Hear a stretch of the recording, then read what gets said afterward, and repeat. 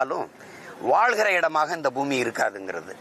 இப்போ நீங்களே இன்னைக்கு பார்க்குறீங்க, உலக நாடுகள் எல்லாம் சொல்லுது பூமி நிலமற்ற நீரற்ற நிலமாக மாறிடுச்சு, நீரற்ற நிலமாக மாறிடுச்சு. இது ஒரு அறிவிப்போட முடிஞ்சிருது. தமிழ்நாடு சொல்லுது 6 மாவட்டங்கள், தமிழ்நாட்டில் 6 மாவட்டங்களில் நிலத்துக்குள்ள நீர் இல்லை அப்படின்னு.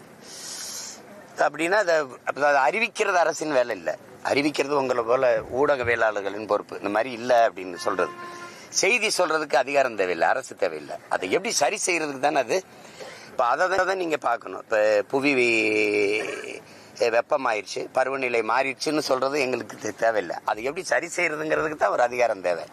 இப்போ பீகாரில் தேர்தலுக்கு முன்னாடி சொல்லலை, தேர்தலுக்கு பின்னாடி சொல்லுது 6 மாவட்டங்களில் இருக்கிற தண்ணீரில் யுரேனியம் கலந்துருச்சு, அதனால தாய்ப்பாலில் கலந்துருச்சு, தாய்ப்பால் யுரேனியம் கலந்து நஞ்சானதுனால பிறக்கிற குழந்தைகள் எல்லாம் பிரச்சனையோட பிறக்குதுன்ட்டு. தேர்தலுக்கு முன்னாடி சொல்லியிருந்தா அது வேற, தேர்தலுக்கு பின்னாடி இதை அறிவிக்குது. இப்போ அறிவிக்கிறதுக்கு அரசு தேவையில்லை. அதுக்கு காரணம் என்ன? யுரேனியம் ஏன் தண்ணீரில் கலந்துச்சு, ஏன் தாய்ப்பாலில் கலந்துச்சு? அப்போ இந்த பூமியை யாருக்கு வச்சுட்டு போகிறப்ப என்னது? நீங்களே வாழ்ந்து தீர்த்துட்டு போகிறதுக்கு உங்கள் பரம்பரை சொத்து ஒன்றும் இல்லையே. இது நமக்கும் பின்னாடி வர்ற குழந்தைகளுடைய பரம்பரை சொத்து, அதை பத்திரமா விட்டுட்டு போகணும்.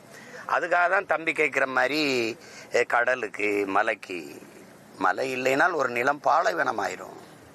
மழை இல்லைன்னா மழை இல்லை, உங்களுக்கு தெரியும். மழை இல்லைன்னா மண்ணில் எதுவும் இல்லை. அப்போ அதை உணர்த்தணும். மலை நமக்கு மணலும் கற்களும் அல்ல, குவாரி கிடையாது. தாயின் மார்பை கரியா ஒருத்தன் பார்ப்பானா? பார்க்க மாட்டான். அப்போ பூமி தாயின் மாரை எப்படி கல்லாவும் மணலாவும் காசாவும் பார்த்த? எப்படி பார்த்த நீ? அது தவறு.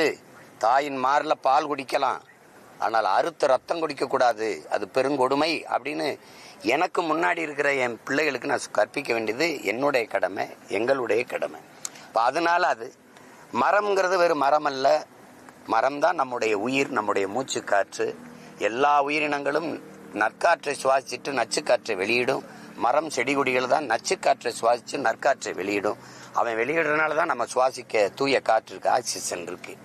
அப்போ அந்த மரத்தை பற்றி சொல்லி கொடுக்கணும். மரம் இல்லைன்னா மேகத்தை அறுவடை செய்து பூமிக்கு மழையா கொண்டு வருகிற ஒரு ஆற்றலை பெற்ற ஒரே உயிரினம் மரம் தான். அந்த மரம் எவ்வளவு முதன்மையானதுன்னு சொல்லி கொடுக்கணும். இப்போ அதனால தான் இந்த மாதிரி எல்லாத்தையும் சொல்லிட்டு கடைசியா இதெல்லாம் இல்லாத நம்ம அரசியல் செஞ்சோம், அதிகாரத்துக்கு ஒன்றும் பயன் இல்லை அப்படின்னு அதெல்லாம் சொல்லிட்டு இந்த மாற்றத்தை விரும்பும் மக்களின் மாநாடு.